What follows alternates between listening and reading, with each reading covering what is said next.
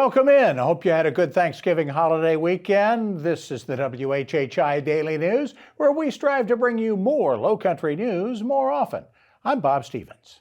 Proof of former Governor Nikki Haley's ascendance in the Republican presidential race. She actually had to move her rally Monday from the cozy Okeechobee Ale House to USCB's multi-purpose arena. Recent polls have her running second to former President Trump nationally, though still trailing him by 35 points, even in her home state.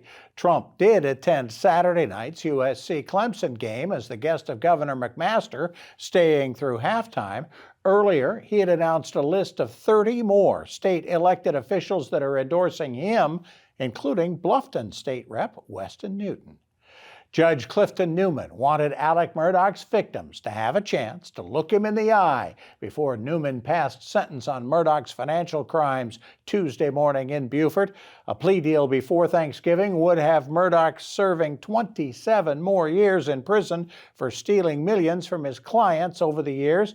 That only came to light during the murder case that, of course, earned him 2 life sentences, a case that he's appealing.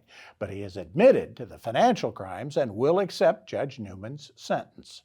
Speaking of the Murdaugh saga, Jeff Hill, the son of Colleton County Court Clerk Becky Hill, has been arrested by state law enforcement agencies for wiretapping, listening in on other people's phone calls. Investigators have not linked Hill's arrest to his mother's jury tampering issues or to the Murdaugh cases. The 34-year-old's been fired from his job as technology director for Colleton County government for misuse of county equipment.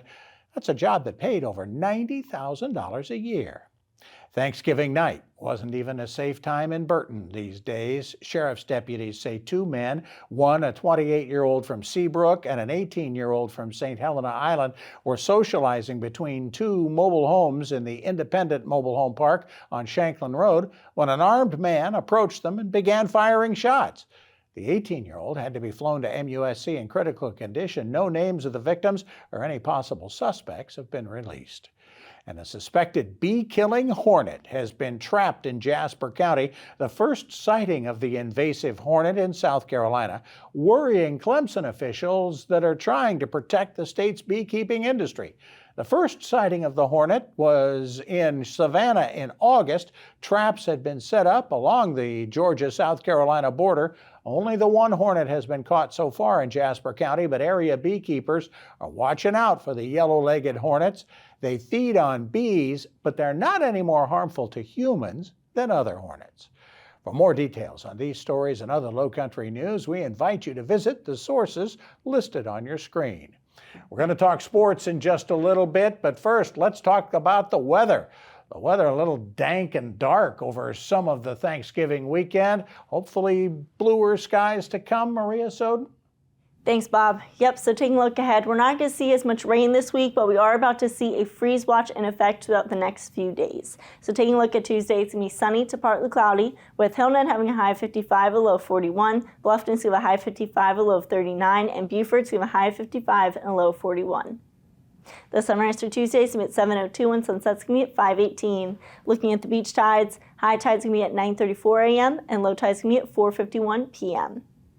Taking a look into the rest of the week, Wednesday, it's going to be sunny but still cold with the highs in the 50s and lows in the 30s. Then come Thursday, it's going to be partly cloudy with the highs getting up into the upper 50s, lows staying in the 30s. And then come Friday, it's going to be cloudy with scattered showers throughout the day and possibly into the evening, highs getting into the upper 60s and lows in the 50s. That's it for today. Let's head back to the desk. Thanks, Maria. Still to come, we're going to talk a little bit of sports, and we're also going to talk next about what you can do to help us through the Christmas holiday. Your neighbors in Bluffton could certainly use it. Stay with us and find out more.